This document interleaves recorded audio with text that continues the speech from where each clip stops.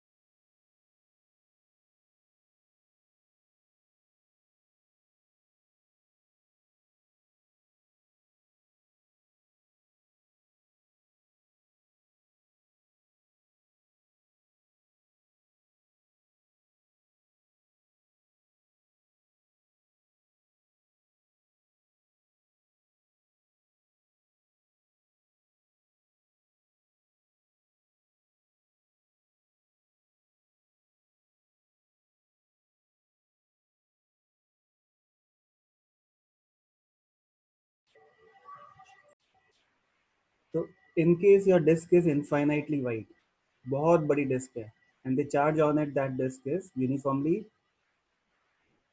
distributed, that sigma is given to you. So here you can see that the radius of the disk is tending to infinity.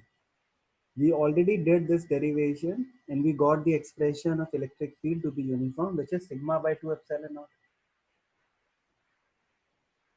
Okay, if you remember हमने sigma by 2 epsilon naught prove किया था, ठीक है। If you remember हमने इस expression को, electric field का ये जो एक्सप्रेशन आया था, इस एक्सप्रेशन को हमने cos थीटा लिखा था, where theta is the angle subtended by the periphery of the disc with the axis of the disc. याद आ रहा है? तो अगर आपका इनफाइनाइटली वाइड डिस्क है तो उसका एंगल थीटा कितना हो जाएगा? 90 degrees. In cos 90 is 0, so your electric field is sigma by 2 epsilon naught.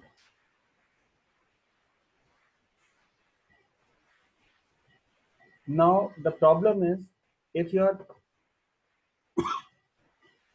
your disk is infinitely wide, then absolute potential will not be defined. What is the reason? You have to go back and refer your theory. The theory says that at infinity, we take that as a convenient point and assume that potential at that point is zero. Why we take the potential at that point as zero? We assume that there is no electrical effects at that point.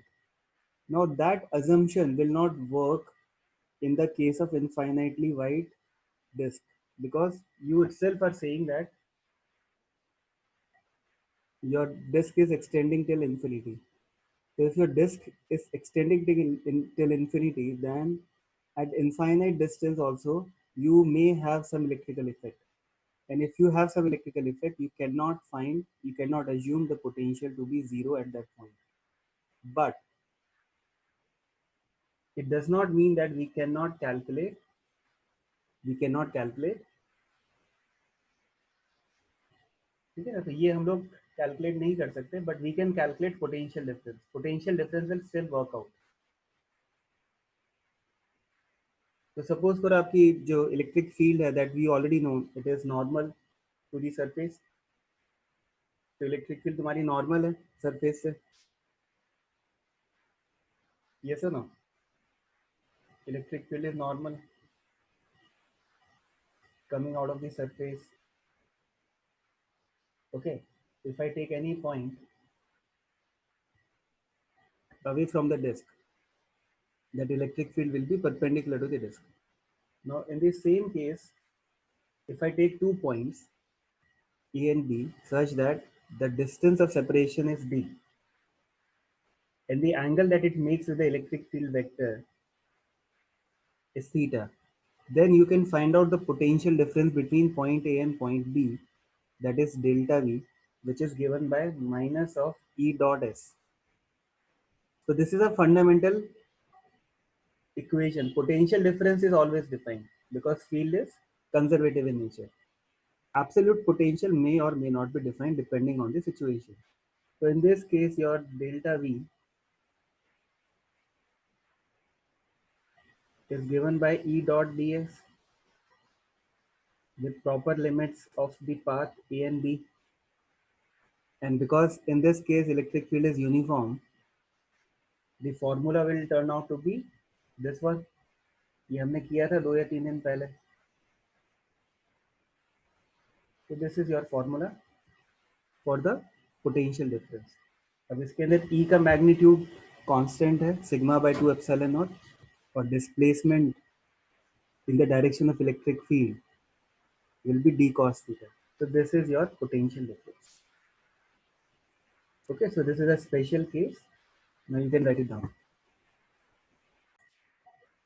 So in this question, you have to find out potential at point P first, and then do some advanced calculation and adjustments to find the electric field.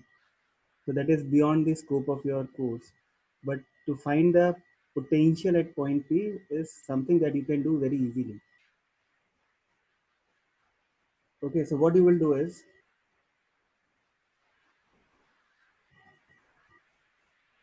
at a distance x from point O, you take a small elemental length which has a charge dq on it.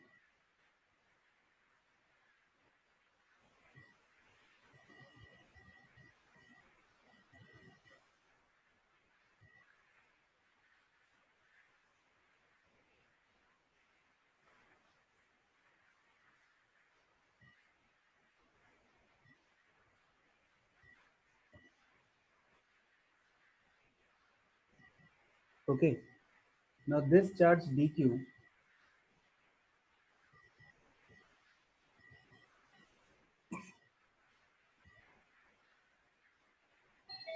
this charge dq will have some potential at this point dv. That dv will be given by k dq by distance r, where r is this distance, which is under root of x square plus a square. Is it clear?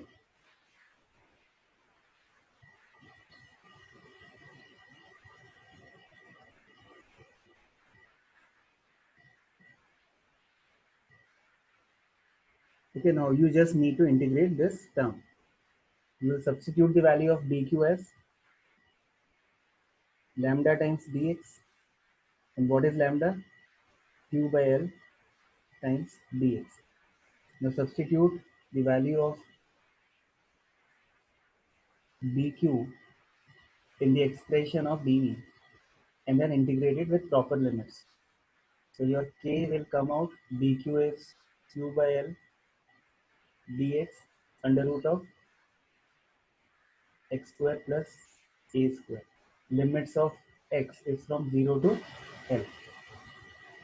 So if you solve this, you will get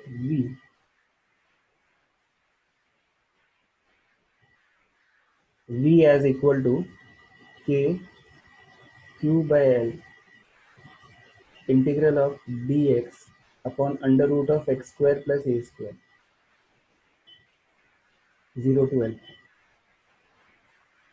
Right?